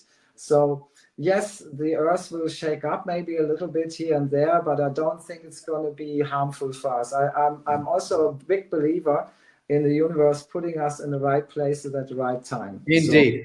Always. That's exactly correct. So I'm not remotely concerned either. And I also agree with you. I don't believe that we're going to see cataclysms erupting, but I do think, I can go so far as to say I absolutely know with entire certainty that on that day we are going to be actively involved in the most important kind of ceremony. And I'm not a man given to ceremony or ritualism in any way, shape, or form. But this kind of action to me is not ritualistic or ceremonial, but it is duty of care. I see it as duty of care to be fully mindful, fully present at moments like this, and make great use of the benediction that is offered to us in moments like this, to be able to be the architects of the reset ourselves, so that we are not the victims of an orchestrated reset by invisible masters, aka Klaus Schwab and the other deviant black magicians and black hats and pointy-hatted wizards that have pretty much taken dominion over humanity for the last few thousand years. Certainly today we're seeing the full revelation and the disclosure, the exposure of these deviants, the fall of the patriarch, the gibbering sock puppet commander-in-chief. Biden is a classic example. The gibbering Nazi Schwab is a classic example. The doddery old, highly questionable Jesuit Pope in Rome. All of these are classic archetypes of the failing and the falling and the collapse of the old patrimonial paradigm, the patriarchy. We're now going to see a resurrection of the eternal mother. We will see a return of the feather, the stick, the power rod to the grandmothers. And I'm going to bring on Grandmother Ejna Fleury in a moment, but I first want to get Grandma Jane's summary reflections on the conversation today. Well, I noticed that we haven't put the eclipse within the last few phases, incredible astronomical things that have been going on lately since last November of 23. Remember, we started our ascension out of the Kali Yuga, and that was huge. And then not even 6 weeks later, we moved out of the false light Fibonacci spiral of false creation into the crystal spiral creation with the 12 instead of the 10. And so this, to me, this eclipse is our little cherry. It's our little cherry on the top.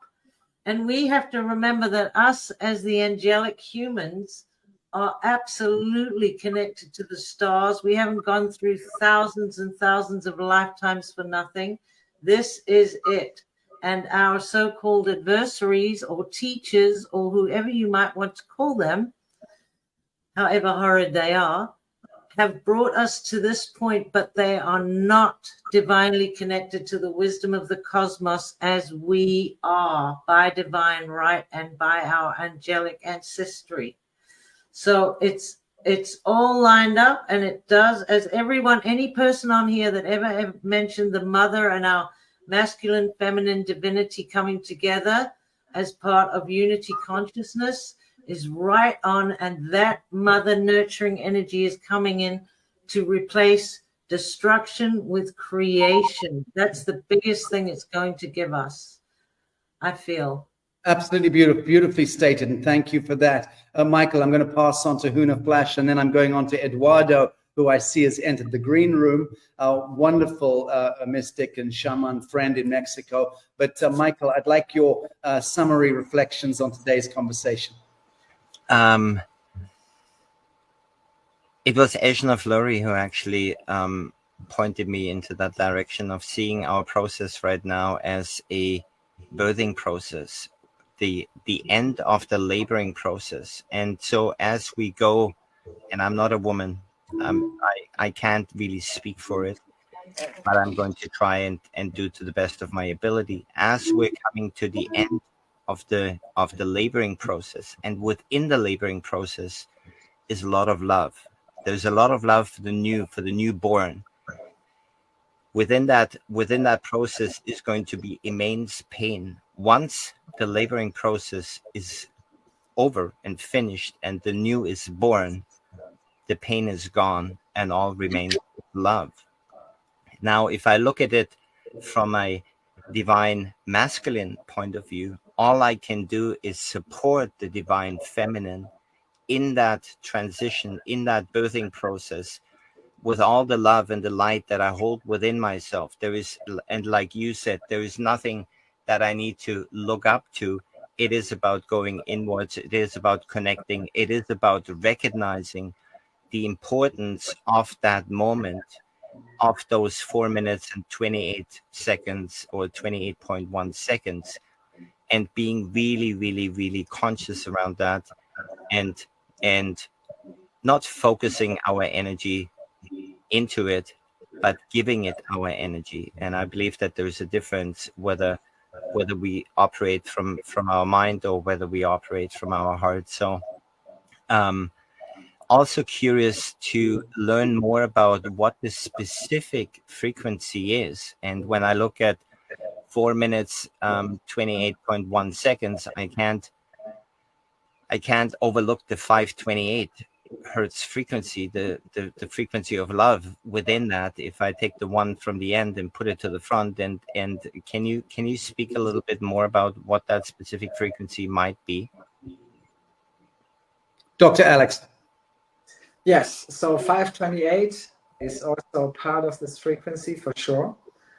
So the 256 frequency has also something to do with that. So that's, if you wanted to measure it in frequency, is a number which comes up. But when we looked into the frequency and the sound, especially, and I think this is much more about the sound in a way, the note, which is C4. And that specific sound is a primordial sound. And so when we had this, I have to go into that very shortly to explain that. We had two different experiments, if you want to call it like that. So where we had a number of people, 100 people who have given a specific sound and frequency guidance, and the other ones didn't have any kind of guidance at all. So the extraordinary thing was, when we asked both sides to hum, to come together in that specific sound, something quite extraordinary happened, because the group which had guidance and the unguided group did exactly the same. So the sounds were identical. So the harmonics are quite... they're so what's the word, spread all over the place, so that it's not very you can't really specifically say what kind of frequency or it is in the end. So it's like the C4 note on the lower end, and then the harmonics go way up and way down. So but in the end it comes back to one center sound, and that was the incredible thing. So it is around 256, but it goes up to 528. So somewhere in between that spectrum. So that was the findings we had just from the scientific side. But on the human level and from the emotional level, what we found is that the more it resonated and the longer people would hum together, it was bringing them into some form of a state of theta wave activity, where they would experience an extraordinary, almost like an out-of-body experience, if you like. So they were in a completely, this is like a trance state. And they all afterwards felt this enormous feeling of love for each other. And that was something which was in all cases, whenever we had the hum and we did it with like 50 people, 100 people, that was the outcome. It shifted the energy immediately out into some incredible state within the whole room. The whole space changed. We have done experiments with water, where the water was resonating in a completely different way. It was throwing all sorts of beautiful patterns from a somatic kind of point of view. It's just extraordinary. I think this is a tool which is so simple, because everybody can do this. Nobody needs to really have some teaching about it. Everybody can hum. And that's why it resonates with so many people who are saying, that's it, that is so simple. And it really connects us on this really deep emotional level. So yes, 5 to 8 has definitely to do with it. Alex, thank you. Sacha's coming right back in. He had a failure, but he wanted Huna to give some of his final words. Can we bring Huna in? Huna, do you want to go ahead and give? I'll do the best I can. Go ahead. Yes. Where are we? Go ahead, Huna. Oh, if I can, just in point form, if that's okay. 1986, I was initiated to Tohunga at the mystery school of the special bird, Manuariki. My Huna was the great Maori prophet, Arakahana Piripiti Paniariki or Manuariki. That was his title. During that year of 1986, August 14th, I was so fortunate to also be included in the table at that event was the table of the 13. 13 tribes were represented there at a table, including the Hopi elders, the Lama, the Dalai Lama and his people, and the Hebrew, the Arabic, and many made up the table of the 13. That same weekend was also the most special understanding, the most special celebration was known as the raising, or the, let me say, Tingido o Te Ao. This event was known as Tingido o Te Ao, which means the raising of the needle. This meant that it was a recognition that the mother, once spoken of as the missing link, was to be reintroduced back into society in the modern time. 1986, that we had the raising of the mother, a 22-foot statue made from incredible indigenous wood that was raised at this gathering. Tingido o Te Ao, which means the needle that threads the many colors. Excuse me, that threads the many colors. Tingido o Te Ao, the needle referred to as the mother. 1986, August 14th weekend, this took place. This was the beginning of the harmonic convergence. This was the ramping up to include and return the missing link. 1987, August 17th weekend was the harmonic convergence. Well, I feel that you all know this moment, yeah?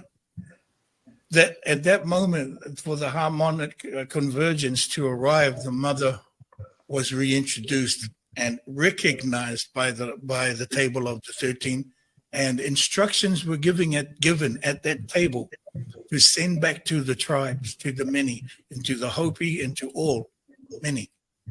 So that's one point that took place in my lifetime. The next major point I wanted to share is the repopulation program. That's right. Repopulation is a program we've been working with. The repopulation, and this is the the answer to the depopulation program running. And they know that there's a repopulation program. Those who are in the depopulation program know that there is a repopulation program. And to share a little bit more about this, in the Stargate work that I do is connected to the new birthing system. And the grid for that new birthing system in Lemurian language is called the Motu grid. This is the work that the House of Huna have been doing for the number of years. We have activated 23 Stargates aligned to the Lemurian frequency for the birthing system on the Motu grid. Motu means island, and Motu replaces the sound of zodiac. It replaces the Gregorian draconian system through the Motus. My birth sign for February is the hummingbird. This is the Lemurian birth sign. My birth sign is the hummingbird, spoken of as Tirani Motu, which means the tiny voice from heaven, in which it speaks that Aquarius has been returned to the throat chakra of the hummingbird. So understand, when we speak about it, we come from the place when Lemuria 4 fell. When Lemuria 4 fell, they created the Gulf of Mexico. This was our final war from Lemuria 4 that created the Yucatan Peninsula. At that time and at that moment, and I was there, as a Kumara, the Kumara stated, we will return Lemuria 5, the age of Lemuria 5, when Planet 5 is being recognized.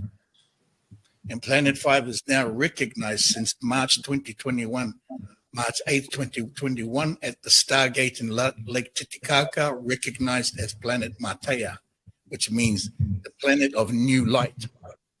Gaia ascended light speaks to a sound is Matea. I'll make that point. There's more on this, but just a couple more points, if I may, Sacha. The 22 billion souls are on the repopulation program. The Hunas just completed major Stargate ceremonies in Gobi Desert in Mongolia. We just returned from there, including Japan and Mount Fuji. These two powerful Stargates are aligned to Shambhala. And in that ceremony, of course, you have all the information history of Shambhala and all the knowledge you have, was the asking for the recognition and the support to guarantee. And these works at Stargates are supporting programming and coding to guarantee the repopulation program and all of what it takes, with all of the support from everybody, including the dragons, especially the dragons. And so I want to just share one more thing with you. What I'm giving you is a breakdown list of only a few things we have done. Our actions, these are the actions our team does traveling around the world. And we pay out of our own pocket to do all of this work. Okay, so this one that we have coming up, and I would like to speak to Dr. Ling with this. Don't mind, Sacha. In the middle of, at the end of April, May 1st, we have a mission coming up, which is called the Two-Headed Snake Dark Tunnel Mission. This is concerning 1,000 points of light in Amsterdam and the Mason Society. I have a team in Amsterdam of Hunas, trained Dragon Master Hunas.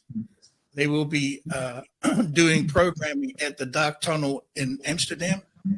I am taking another team to Azores. In Azores, another team of Dragon Masters will be implementing from the other end of the tunnel. Okay, so this is happening simultaneously. I have two teams. So the team in Azores will be working to clear the energies from the underworld pyramids. It's totally about the underworld pyramids and the connection to the Freemason societies through the second dimension tunnels. We refer to the dark tunnels as the second dimension. Now, there is one other piece that's going to take place just before that, and I'll finish on this. The first part that I have to do, and myself and also another Huna, we have to go to France, to Saint Nazaire. in St. Nazaire, the Stargate number 7. And this will get a kick out of. Stargate number 7 is halfway between, directly on the line between Azores and Amsterdam. That same line, Stargate number 7 reaches down into that tunnel. We'll be dropping the snake medicine that I was gifted on the Cozumel, the goddess island.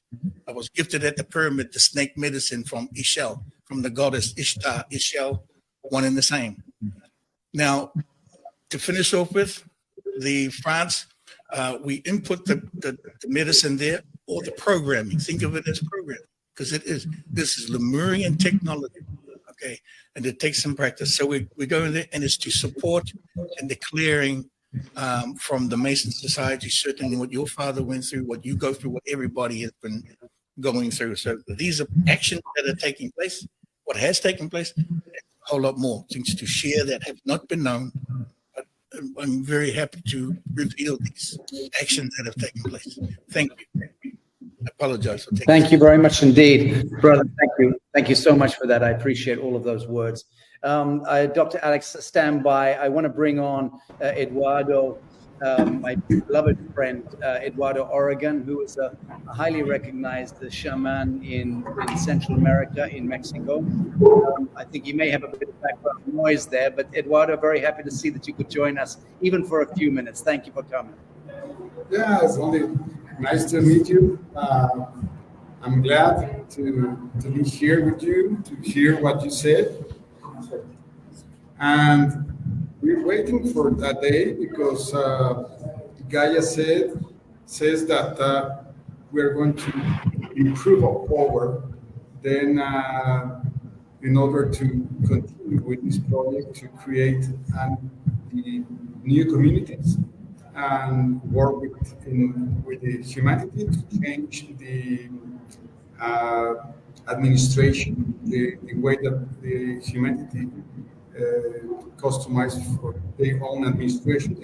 We have to move that. We're going to get the strength. We're going to have all the help, and all tribes are going to join to do this main great project.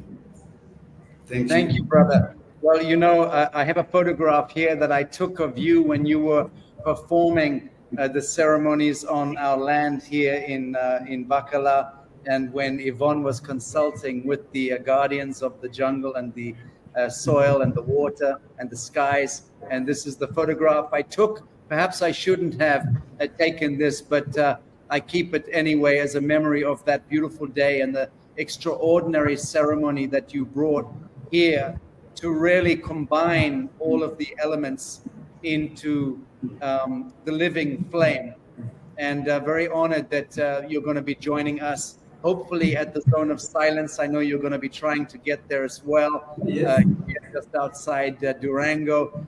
Dr. Ling, if this remarkable man and his remarkable partner Yvonne are able to accompany us there, they will be in direct communication with all of the elemental intelligences and helping to create the point of equilibrium there at that subtle level. You're a scientist, Dr. Ling.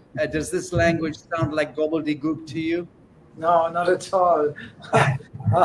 I totally get where you're from, and I'm very, very excited about it. I think this is all about the energies which we have to combine. In the end, it doesn't matter what kind of background we're coming from. We just have to join forces, and we just have to reconnect with each other. So yes, I'm very much excited to meet Eduardo and Yvonne. So that would be an absolute honor. Thank you so much. Well, let me bring on, we're just 5 minutes over our broadcast time, but I want to bring on a grandmother, Ejna Fleury, who I had the great privilege and honor of embracing and speaking with at length at the Palenque Eagle and Condor Congress. And this beloved woman did magic, which we witnessed over the course of those few days. She doesn't speak a great deal. And she's far too humble to be thrown into the public spotlight. But when she does what she does, it has an extraordinary palpable effect. She is a classic archetypal representative of the eternal mother and the spirit of the grandmother. Grandmother Ejna, very, very happy that you could join us today for a few minutes. Thank you. Thank you, Sacha, for doing this broadcast and for even going over time. And didn't know I was going to speak today, but it's very clear. Right now, we need to focus back to our hearts, because we are creations of great beauty, human beings.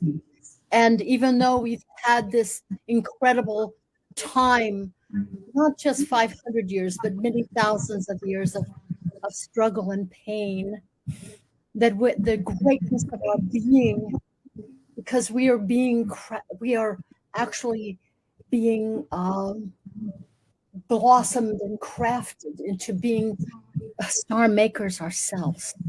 So how can we do that if we have not come through everything that we have? But to focus back on the heart itself, the heart of love, because our heart has 4 chambers, and the first chamber, the first 2 chambers, what does the blood do? The waters do. All of the elements in our bodies being fed, it goes out and it brings the magic of the spark of life. And then it comes over the heart, brings that back over, and it brings that spark of life into the other side of the heart and those 4 chambers. And that goes out to our magnificent, beautiful body. So we're having the marriage in the heart of the cosmos and the earth energies. And as we focus on love, however large or small we think we're feeling love, it's mostly that we don't think, that we just feel, even if it's in humility or in questioning or whatever level we experience love, we're going to be healing one another, and we're going to be in resonance with that wonderful, wonderful alignment from the center of our galaxy, through our sun, through the earth, through the moon, and into our hearts, right to the center of the earth, in this great resonance of love. And love creates the whole cosmos. The whole cosmos is blossoming with love. So we are going to be in resonance with the forces of creation itself. So beautiful. So beautiful. Well, bravo to that. You could not have said it more perfectly, you beloved woman. I wish I could dive through that screen and give you a kiss. Look, likewise. Friends, this has been a very beautiful day and a very beautiful conversation. And I want to introduce 2 of my most beloved friends in this world who are with me at the moment, and that is the Sky and Anahita. And I was blessed to accompany them to the Palenque Congress with the Chief Phil Lane. And of course, that was where I met with grandmother Ejna and with brother Hector, who was on the show earlier today. I want to thank all of my guests here. Huna Flash, can't wait to spend more time with you, brother. I'm very, very honored to have met you today. And I look forward to being on your show this weekend, I believe it is. And Grandmother Jane, you are now going to be known as Grandmother Jane, my dear, whether you like it or not.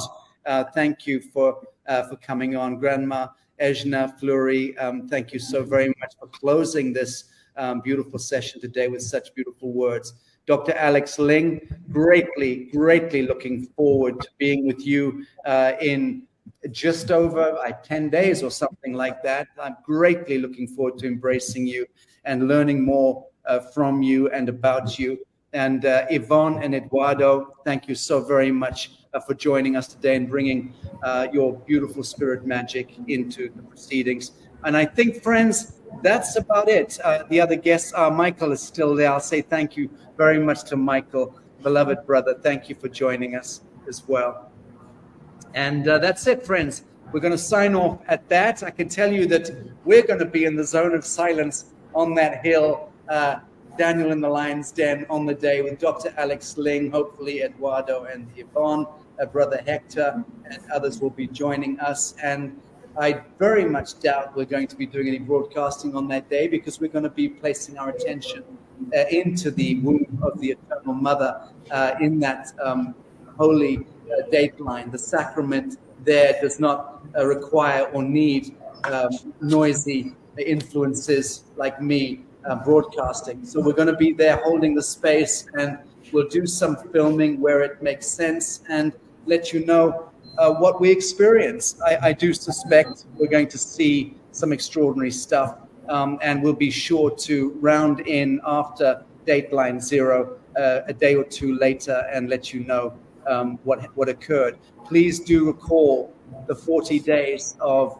atonement and repentance, a word that I do not like. I don't even like to use the word repent. I'm not a very repentant guy, but I think I've sat with it in the last few weeks sufficiently to understand the nature of atonement and repentance, and how once we are graced with that benediction of Gaia, of the Mother, of the resurrection of the angelic template, whatever is going to be revealing itself at the subtle level on that extraordinary day, whatever we take away with us, let that be the start of the opening of the lotus. But do remember that the 40 days of atonement, 18th of May, is likely to be very much codified into the Babylonian high Wicca witchcraft book. It is likely to be something which will be the utility of the devil to some extent, because these dates, these eclipses, these events are invariably used as sacrificial points. So whilst we are placing our attention toward the benediction of the resurrection of the immanent template and not going into Babylonian fiestas, whilst we're doing that, please hold in that heart, please hold your still point to alleviate the sufferance of a great many souls in the world who will be subjected to those rituals. That happens all the time in our world and has done for millennia, but it is likely to be happening in quite an augmented way on that dateline. So please, let's carry some of that energetic burden. I hope I haven't been too enigmatic in that appeal. Friends, it is now 15:13 past the hour, he said, never looking at clocks. Thank you for joining us. We've had a very significant audience. I'm very honored to have been in the company of such august and esteemed wisdom keepers and thought leaders. This ends the broadcast today. Bye-bye.